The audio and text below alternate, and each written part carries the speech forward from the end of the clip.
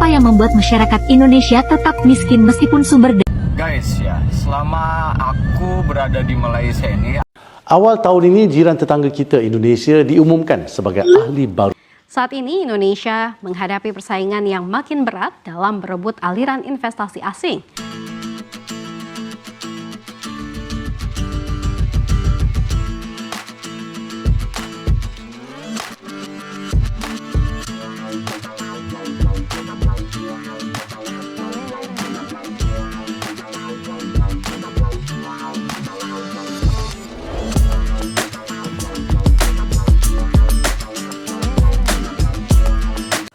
Assalamualaikum warahmatullahi wabarakatuh. Berjumpa kembali dengan Romdaya Pratama. Teman-teman sahabatku semuanya, gimana kabar kalian? Mudah-mudahan kalian semuanya baik-baik saja beserta keluarganya di sana. Teman-teman sahabatku, buat kalian yang baru gabung, yang baru nonton video ini, silahkan di subscribe dulu, di like dan di komen guys. Buat teman-teman sahabatku yang udah ngedukung support channel ini, terima kasih.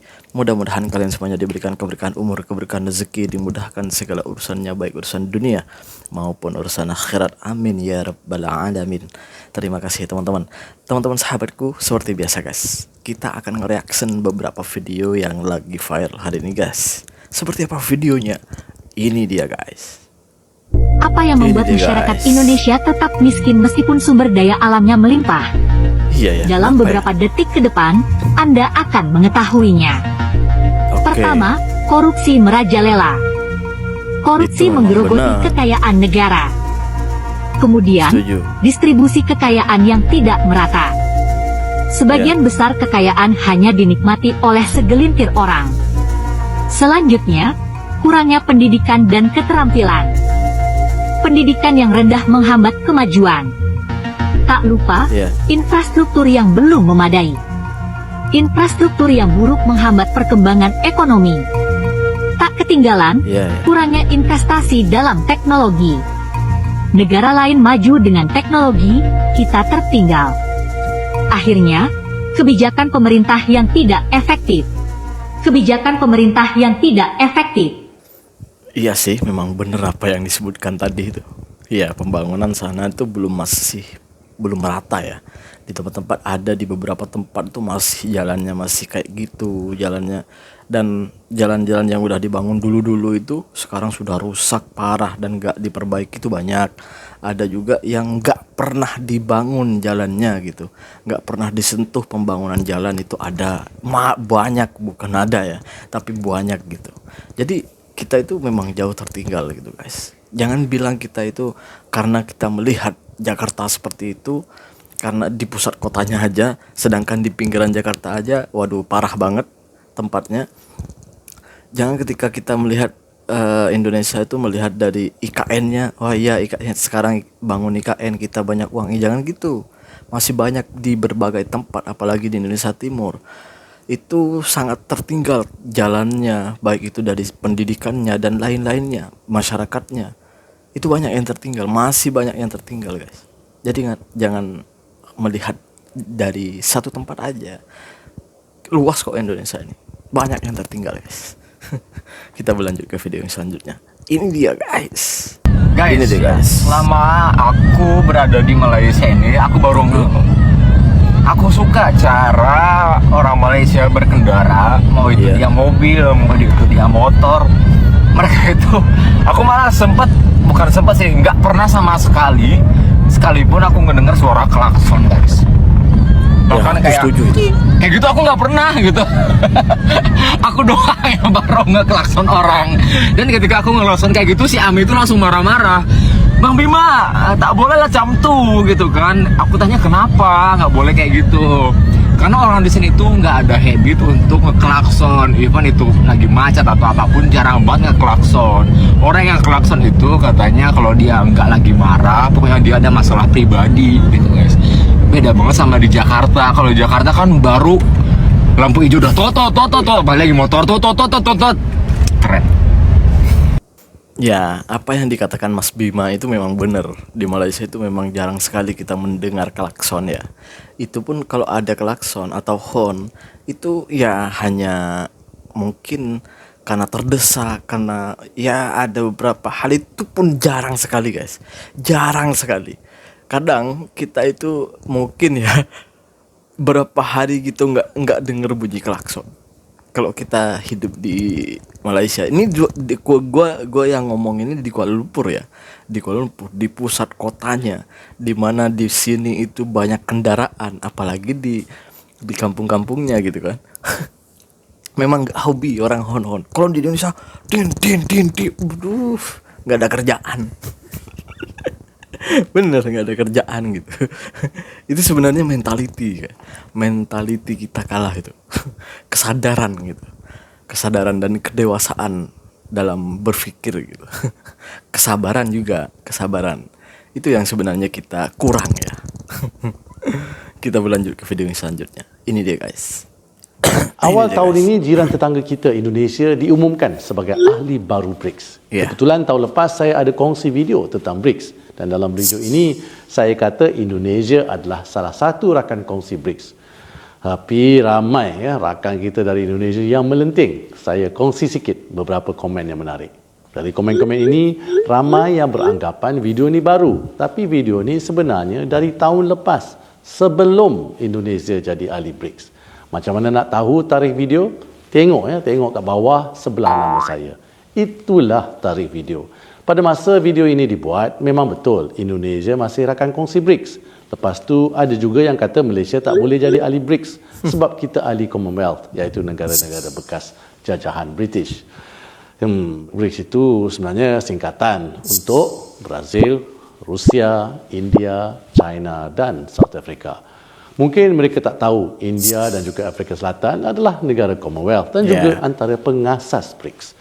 Tapi sebenarnya kita di Malaysia gembira apabila negara-negara jiran kita mengambil langkah untuk memajukan negara mereka. Tahun ini Malaysia adalah pengurusi ASEAN. Dan salah satu fokus kita ialah kemakmuran rantau ASEAN. Kita nak lihat semua negara-negara ASEAN maju. Malaysia maju, bagus. Indonesia maju pun bagus. Negara ASEAN lain maju pun bagus. Kenapa? Sebab kemajuan rantau ini bukan zero sum game. Kalau setakat Malaysia saja maju, negara lain mundur, bagaimana ASEAN nak maju? Jadi kita perlu maju bersama. Setuju Datuk. Jadi kita perlu maju bersama-sama. Ini ASEAN loh. Ini ASEAN, kita perlu maju bersama-sama. Ini pelajaran untuk netizen kita agar mencari kebenarannya dulu, jangan sok-sokan terus berkomentar seakan-akan paling tahu lah gini lah. Memalukan guys, memalukan, apalagi di sana ada unsur hinaan gini lah gitu lah gini. Astagfirullah, cross check dulu, cek dulu kebenarannya, benar ke tidak ini video baru, benar ke tidak ini video yang baru viral. Cross check dulu. Las apa? Kita yang malu guys dengan komenan-komenan kalian seakan-akan kalian itu tidak berpendidikan, tidak pernah sekolah gitu. Seakan-akan kita ini apa ya, pemikirannya itu IQ kita itu sangat rendah gitu. Cross check dulu lah. Ayolah sama-sama belajar kita. Sama-sama belajar agar tidak dipermalukan oleh orang lain, agar tidak dipermalukan sama negara lain gitu.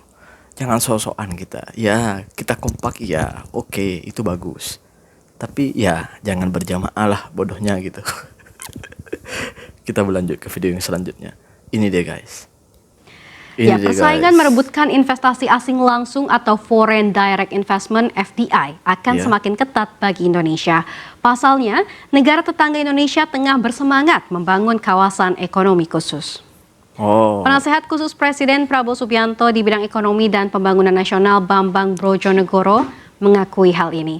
Saat ini Indonesia menghadapi persaingan yang makin berat dalam berebut aliran investasi asing. Menurutnya, jika investor menghadapi kesulitan dalam proses penanaman modal di RI, mereka dengan mudah mencari lokasi alternatif di Vietnam atau Malaysia. Bambang mencontohkan RI jauh tertinggal dibanding Malaysia dalam menarik investasi di bidang data center. Hal ini tentunya menjadi kabar buruk bagi Indonesia yang ingin menggayat FDI dan mengembangkan pertumbuhan industri di tanah air. Sebagai catatan, Singapura dan Malaysia resmi menandatangani perjanjian pembentukan Zona Ekonomi Khusus Johor Singapura atau JSSEZ pada pertemuan puncak pemimpin kedua negara ke-11 atau Leaders Retreat di Putrajaya, Malaysia pada Selasa 7 Januari 2025.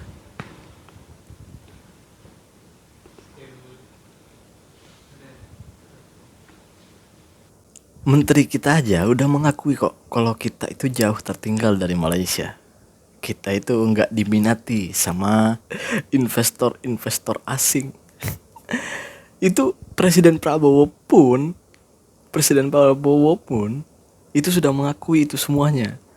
Menteri-menterinya itu sudah mengakui itu semuanya. Presiden Prabowo ini mengaku kesulitan mencari investor karena investor asing itu lebih milih Malaysia, Vietnam dan Singapura. Kenapa? Ya banyak alasannya bro, nggak usah disebutin kita. Nggak usah disebutin, mereka udah tahu gitu. Apalagi sekarang, ini Singapura dengan Johor atau dengan Malaysia akan membuat satu tempat khusus kedua-dua tempat ini, tempat khusus ekonomi ASEAN. Wah, seharusnya nih kan kalau nggak salah gue dengar ini Batam juga diajak sebenarnya. Cuman ada nih yang nggak setuju. Siapa tuh? Nanti bisa di komen buat kalian ya yang tahu siapa tuh yang nggak setuju. Apa yang nggak setuju gitu kan? Kalau bisa menguntungkan diri kita, untuk bisa menguntungkan negara kita. Toh Singapura dengan Malaysia Singapura dengan Malaysia membuat ini semua kan mereka ya karena tahu keuntungannya akan besar. Kok kita malah nggak mau? Kenapa? Itulah, jangan so angkuh lah kita. Seakan-akan kita mau dikdaya. Nanti yang lain udah kaya raya, malah kita yang makin miskin. Itu jangan sampai. Kita harus belajar sama-sama dan maju sama-sama. Itu jalan yang baik. Terima kasih buat semuanya. Assalamualaikum warahmatullahi wabarakatuh. Jangan lupa guys, sholawat.